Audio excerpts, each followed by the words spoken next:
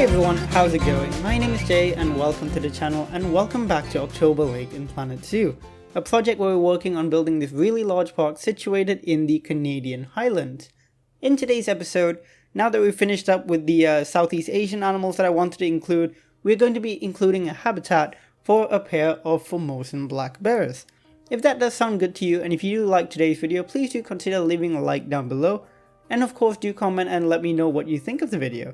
If you want to see more Planet Zoo content, please do consider subscribing as well. I upload Planet Zoo videos every Wednesday at 5 PM UK time.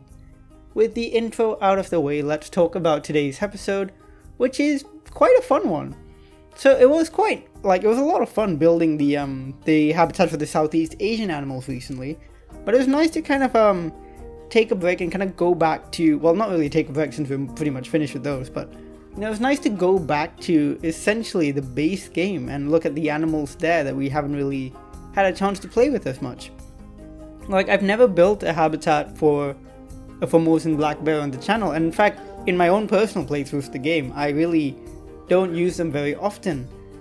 For a multitude of reasons. I always end up using similar animals because, like, I don't know, I just kind of get stuck in these little ruts, and it's nice to branch out and try different habitats. And that's kind of what we're going to be doing today. It's a different sort of animal that I'm used to building for, of course excluding the sun bear. But because of that, I wanted to build a very different sort of habitat as well. And what we're going to be doing is essentially creating sort of this mountain cave system for the bear to kind of hang out in. And that's going to be comprised of two main cave chambers, one of which the guest can look directly into from the top, and the other one which is a lot more private for the bears themselves. And I think it turns out looking pretty cool, and I'm very happy with how the whole thing works out. There's a tremendous amount of rock work in today's video, and of course it is a much longer video than, well, I won't say much longer, but it is definitely longer than usual. It isn't the longest October Lake video, definitely not. I believe the penguin one comes in at like 40 minutes or something, so we definitely have longer ones out there. But it is still a longer one than the recent like few that we've been doing. But it was a really nice build. I was really having a great time with it. It's nice to come back up to this area of the park too, which we haven't worked on in a bit. And it's quite nice having this bear here because it's next to the sun bear habitat, and the Formosan black bear is also occasionally known as the moon bear because it has this beautiful moon-shaped, like a crescent-shaped pattern on its chest, which is very similar to what the sun bear has, but more white. So while the sun bear has a much more golden color on its chest, the Formosan black bear has a more white one, which is again why he's been given the nickname the moon bear. And having the sun and moon bear next to each other, I think it's just quite a cool like little dyad to have there. And it was really fun. Here you can see me kind of like sculpting out the skeleton of the cave system itself, using the archways to kind of guide my eye to where the entrances will be. You can see the further cave chamber being sort of built up now where the hay bedding is, or the straw bedding. And that's where the bears are going to have more privacy if they want. But it's also going to have a skylight so they can get some natural light during the day. And there will be, of course, the guest facing area where they can go in if they want, but they probably won't as much just because you can see the guests above and the guests can see them. But when they do, it'll be a pretty cool view, I think. And now that I just realized, I completely forgot to film the cinematics where you look through the thingy and actually see the bears beneath. So forgive me for that, I might record that in a future video. But I think just overall the caves end up turning up pretty well. It's a bit easy to fall into that trap of like having too much repetition with a lot of these full rock pieces, because if you just layer them in a flat layer, it ends up looking very repetitive. So what I do later on is also layer in some natural rocks to give it more texture, and I think it works out pretty well. But yeah, while we're building all this, let's talk a little bit about the animal itself, which is of course what we do in all these videos. I love talking about the animals, and I love sharing all this information with you guys, and you know, just talking about some of these creatures and what they're like out in the wild, and even in other zoos. So the Formosan black bear is a subspecies of like the Asiatic black bear, which is pretty much, it's a similar thing. It's They look very much the same. They have that white crescent mark on their chest, but they're not like identical essentially. These ones, the ones that we're looking here, the Formosan ones, are native specifically to Taiwan, and they're the only native bears in that area, Whereas if you go onto the main kind of like the continent itself of Asia, in that area you get other bears, like of course you get pandas and things like that. And even though they live in kind of similar biomes / environments as pandas, they're nowhere near as specialized. They eat a lot of vegetation and stuff, but they definitely are not fully herbivorous like pandas are. And pandas are, you know pandas, they just eat bamboo, but these guys have a much more varied diet. They eat leaves, fruits, roots, all sorts, but they are also known to eat like insects and smaller animals like that. So that's pretty cool. They are not a very large bear. They're also known as a dog bear, which is quite interesting. They're not super big, definitely not anywhere near the size of like, some of the bigger bear species like the grizzly bear, or nowhere close to the polar bear. It's I believe about 1 meter tall at the shoulder, so it'll be shorter than a fully grown adult person when it's on all fours, of course. But then, if it gets up on its hind leg, then that's another story altogether. Those much larger than. They're also really good climbers. They love climbing trees, and they have these powerful upper bodies. So if you look at them compared to other bears, for example, if you compare them to a polar bear, which has very strong lower limbs, but their upper limbs are not quite as developed. They're still very strong, but nowhere near as proportional to Asiatic bears like the Formosan black bear. They have much more powerful front limbs, which help them climb. And also, a really interesting fun fact is that the Formosan black bear and other Asiatic black bears are the most bipedal of all bears. In fact, they've been known to walk upright for like hundreds of meters, which is crazy. Imagine just seeing a bear walking on like 2 legs in the woods. That just sounds so funny. They can weigh up to about like, honestly, like a few 100 kilograms. Not awfully heavy, obviously much heavier than a person, but like not super heavy. And I think the heaviest was like 200 kilograms, if I'm not mistaken. So, medium-sized bear, I guess. It's in the game they're not super big as well, so it's quite nice to have a smaller bear to put in a zoo, because in zoos I have this so from what I've seen, I don't think it's really feasible to keep large bears in captivity. Smaller bears, I think it's okay, but it's still like I don't have enough information on this, but I think with smaller bears like the sun bear and stuff, it's a bit easier. But bears in general, incredibly hard to keep in captivity. Grizzly bears, polar bears just probably shouldn't be, just because it's you really cannot give them the quality of life. But smaller bears, I think it's okay, so that's why I feel like quite comfortable putting the Formosan black bear here. And I know some people will just say it's like, oh, it's just a game, but it's still, that's kind of what this game is all about. It's about education, about thinking about these things. That's why we have the Zoopedia in the game, and we learn about these animals. So it's useful to talk about these things and learn about how, zoos out there are kind of handling these issues, which are really interesting to talk about. But yeah, I think the Formosan black bear is definitely an okay addition here. I don't mind putting it here, and it's given a very large habitat, which I think is great. In captivity, I think it's really important to give big predators in general very large habitats, because in the wild they will be huge, they will range incredible distances.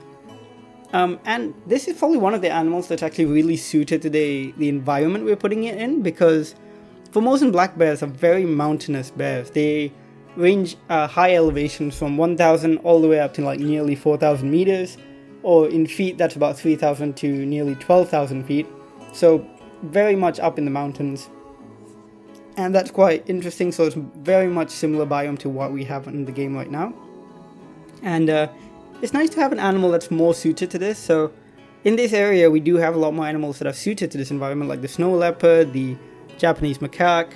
So all these animals are a lot more, they just fit in a little bit better in this kind of region. Whereas of course the Southeast Asian animals, we had to take into account a lot more different things. Like the clouded leopard and sun bear were okay because they will be in similar situations, but things like the proboscis monkey and the binturongs, of course, we had to provide slightly more indoor areas because you want them to have access to somewhere that's not too cold for them. And I think as we go forward, if we include more warm weather animals, which I don't think we'll include that many more, we'll definitely have to consider that, like including more indoor space, which I think will be pretty cool, because it does like give you more options to think about. Sorry, just I don't know what that sentence was. It gives you more options to kind of just get more creative and try different building styles out, and it's a lot of fun. Anyways, take a break from the bare stuff to talk about what we're doing on screen. As you can see, the cave system is mostly fully fleshed out now. I've used up some natural rocks as well, and now I'm including some climbing frames just around the outside so the bears can climb around on. And you will have noticed there was the path over there is extended into their habitat now, and that's going to be kind of the viewing building for the guests, so they can come in there and they can view the bears a little bit more up close. There will be glass windows across the outside, so guests cannot actually access the habitat itself, so that's really helpful. You don't want guests actually throwing anything in there or anything like that, especially bears like this, which are, you know, more sensitive and they're already so endangered. You don't want to risk things like that. And of course you don't want guests to fall into a habitat with a bear which has like giant claws and stuff, because that's already another issue altogether. So yeah, the climbing frames were definitely helpful because it helps the bears get between the different layers. One really cool thing is that thanks to the upper layer of the caves, which is completely accessible to bears, we've essentially added in even more traversable area for them. So they can traverse the whole interior of the caves, but they can also walk all over the top. Gives them plenty of space to really explore, and a lot of space to hide from guests as well if they feel like they're too stressed, which is, I think, absolutely key in a lot of habitats in zoos. Animals need to be able to get away from guests if they want to. That's like so vital. And here I think we've given them plenty of space to do so. And what's cool as well is that along their back fence there's a window, so that if they wanted to, they can actually look over the rest of the park from a high vantage point, and that should give them a bit more security, while just giving them a bit more like space really. If they feel too trapped, that's not going to be good for them, and having them being able to see the rest of the park will probably help a decent bit. Now going back to talking about the bears a little bit, because these guys are really cool and I'm learning more about them as we go along. I found out one really interesting thing is that they are actually really key to a lot of the folklore of the Aboriginal Taiwanese people. So these are known as the Bunun people, and they're a really interesting Aboriginal group native to Taiwan, of course. And from what I found out, they're really notable for, like, they've got a really interesting like vocal music essentially. So they have this like choral singing thing they do, which is really interesting. But yeah, they're native to Taiwan, and they have a lot of myths to do with the animals of Taiwan. And one of them, of course, is the Taiwanese or the Formosan black bear. And they actually had this incredible respect for these bears. So one interesting thing is quite, the Bunun people kind of saw these bears as more of like, essentially more of a negative figure in their midst, so more like something to respect, but in a more of a fear way. So one myth they had was that if you're, well, not a myth, more of a practice, if a hunter's trap accidentally traps a bear, they've got to then bring the bear's body up into the mountains, build a cottage, and then essentially create a funeral pyre for the bear, which is so interesting. And the hunter will then have to stay in that cottage and wait till the harvest season is over, which is so interesting. There are other native peoples of Taiwan as well, like the Rukai and Paiwan people. And these are a little bit more interesting. So they are allowed to hunt the bears in their native like practices, but they then have to carry the burden of being cursed essentially, which is super interesting. And there's some other peoples as well. There's a legend in the Truku people or the Taroko people, where essentially the black bears are known as the kings of the forest, which is really quite a cool way to look at it, because they've got these beautiful white marks and they really kind of think that these are incredible like rulers of this forest. And among these specific people, the hunting of these bears is a huge taboo, and it seems to be relatively common is that hunting the bears is a bad thing, or killing a bear is just not done at all amongst all these different tribes. And in this situation here with these Taroko people, killing the black bear would result in family disaster, so to speak. So in general, among all these different peoples, they just really respected these bears and knew that, they should not essentially kill them. And, legends aside, that's already such an interesting thing, because, killing a bear results in huge detriment to your ecosystem. And knowing that all these indigenous people already knew, like, hey, let's not kill the bears, like, you think it'd be a bit easier for people nowadays to also be like, hey, let's not kill the bears, but unfortunately they are still endangered. And right now no one's really sure how many there are left in Taiwan, but there is still hope. We've seen so a few researchers have done studies, and they've got like camera trap footage of like some mother bears with cubs, so they know that there's still, population is still like slowly growing. It's just a matter of whether or not like it grows enough. So fingers crossed, because these are beautiful animals and they deserve, the respect and care and, all the conservation efforts possible, really. So yeah, fascinating creatures. Also, one really interesting thing is that they actually used to coexist with an animal called the Formosan clouded leopard, which is now actually extinct. In fact, I believe it went extinct not an awful long time ago, so maybe less than 100 years ago, and there's still occasionally sightings, so to speak. Like apparently a group of rangers sighted some of these Formosan clouded leopards recently in 2018, but no one's certain. It's almost definitely extinct, but these sightings kind of like are a little bit like, are they still out there? Who knows? It would be pretty cool if they were still out there. They also share their habitat with things like the Formosan rock macaque, which is another mountainous macaque species, kind of similar to the Japanese macaque that we've seen. Mostly similar in the sense that they live in kind of similar environments up in the mountains, but otherwise they look pretty different. They look a lot more like standard macaques than the Japanese macaques, though they both have the very similar pink face. Now, I hope you've enjoyed listening to me talk about the Formosan black bear and its habitat and some little bits about Taiwan and stuff that I've learned. It's all just really fascinating. I love learning about these things, because sometimes I wouldn't have known so much of this, and just learning about it for the video is such a fun thing, and I honestly really have a good time just learning about it and sharing that with you. And I hope that you all enjoy it as well, because I think it's great to be able to share knowledge about animals, and this game is such a great facilitator of that. Like within the Zoopedia alone, there's so many facts that I've learned which I didn't even know before. And like, this is coming from someone who studied a bit of zoology at university. I'm just like, wow, suddenly there's a bunch of new facts that I had no clue about. So it's definitely a really cool thing.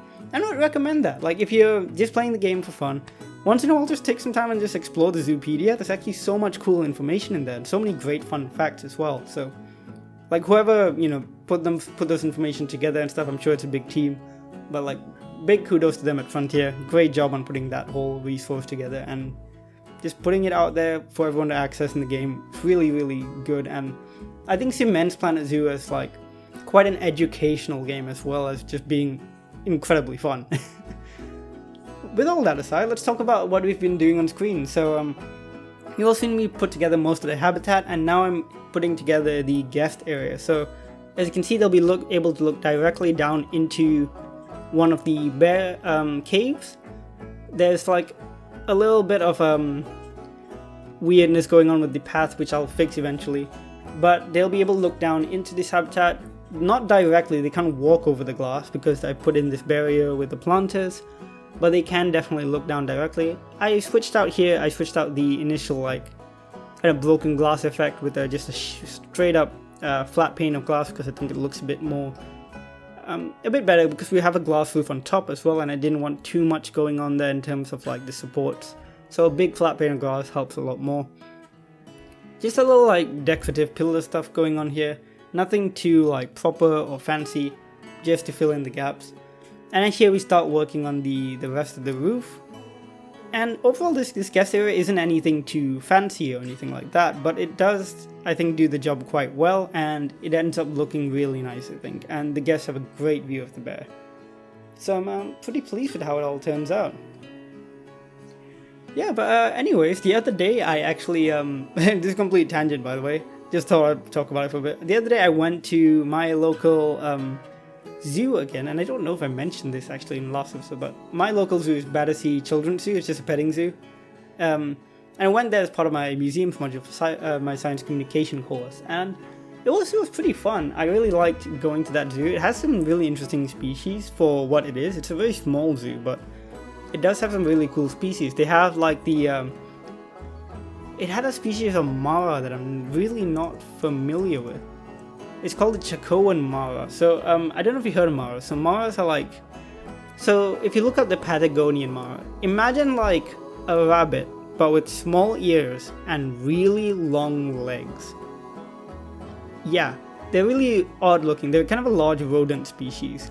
Like imagine maybe, yeah, it is a little bit like a rabbit, or like a capybara if you kind of squished it down and then extended the legs. Really weird. But this petting zoo had the Chacoan Mara. So I've seen Patagonian Maras in quite a few zoos, and I always really love watching them. They're really cool. But I've never seen a Chacoan Mara, which is actually, I think they're a bit smaller. So that was pretty cool. I really liked that. They also had kookaburras, which was like really cool for me. I hadn't seen one in real life before, I think. So, or if I have, I can't remember it, because I did go to Australia when I was like 12, which was more than 10 years ago now, and I cannot remember for the life of me whether I actually saw any. But yeah, it was really cool. They also had really a great emu habitat.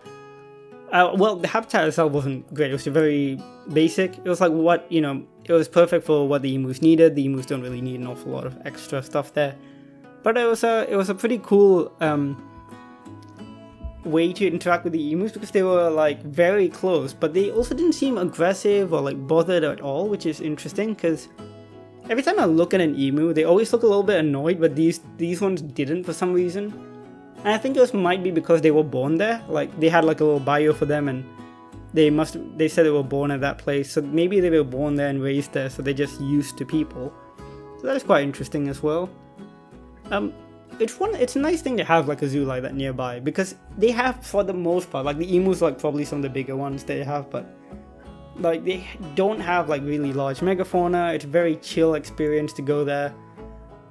It's also good that I went during a weekday when it's not like peak hours and full of kids, because again, it's a children's zoo, it's a petting zoo, and it's always full of kids, so it's very, very good that I went during a weekday when it was a bit quieter, so it was nice. And I might just upload some of the footage I took there, because I took a camera and I filmed some of the animals, and they were really quite cool, so I might just upload it as a short video just to kind of like show you guys what that was like. It was only the animals I recorded, not the habitats themselves, so like if you want to just see some close-ups of animals, I'll put that up on the channel. It's only about like 2 minutes long essentially, with a bunch of animals in it, so if you're interested, I'll put that up.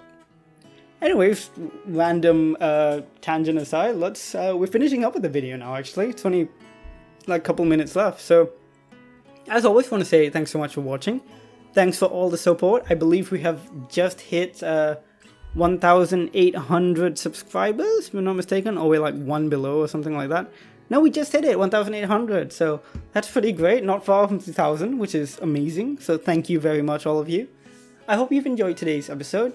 Once again, leave a like down below if you did like the video. Do comment down below, tell me what animal you want to see next. Now that we've finished the Southeast Asian pack, I am completely free to suggestions. Like, I have no idea what I want to do next, so let me know what you want to see next, and I'll see if that kind of like works out. So yeah, that'll be pretty cool. Of course, do subscribe for more Planet Zoo content. That's every Wednesday at 5 PM UK time. I also upload Jurassic World Evolution every Friday at 5 PM UK time, so if you want to see that, do subscribe as well. With all that being said, I want to say thank you so much for watching, and as always, I will see you all in the next video. Bye!